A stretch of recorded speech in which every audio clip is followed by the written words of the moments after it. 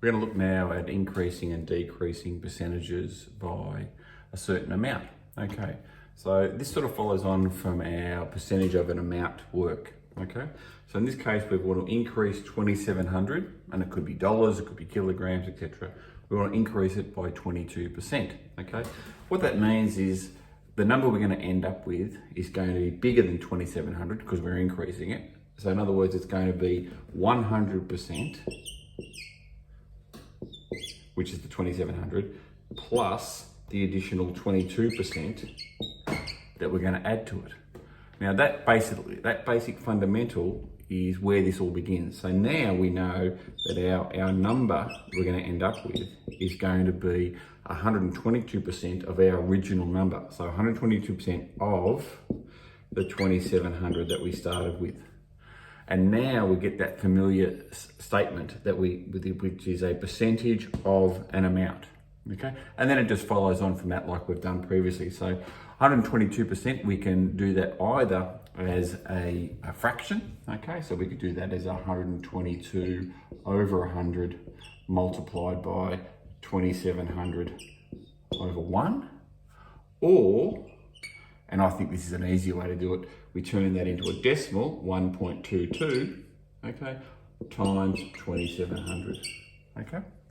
Now clearly if it was a calc free task, you'd probably go down this pathway because you could do the cancelling of the 100 with those two zeros and then do the multiplication out, okay? In which case you'd end up with 3294, okay? Okay, and if you did it this way on a calculator, so Calc Active, you do 1.22 times 2,700, which should also give you 3294 as your final answer, okay? Okay, our final answer will decrease by 163 by 45. So we can see our final answer will be less than 163. It will be, in fact, around half left, okay? Because 45% is almost 50%, almost half left.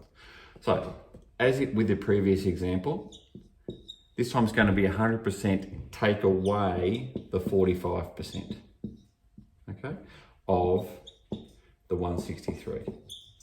So that 100 take away the 45 leaves us with 45% of the 163.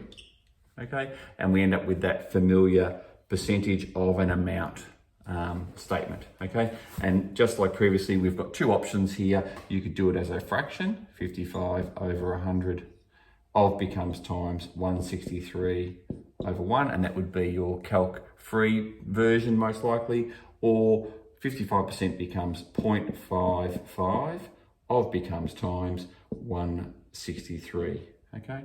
And then with both examples, you're going to end up with 89.65 kilograms, okay, as your final outcome.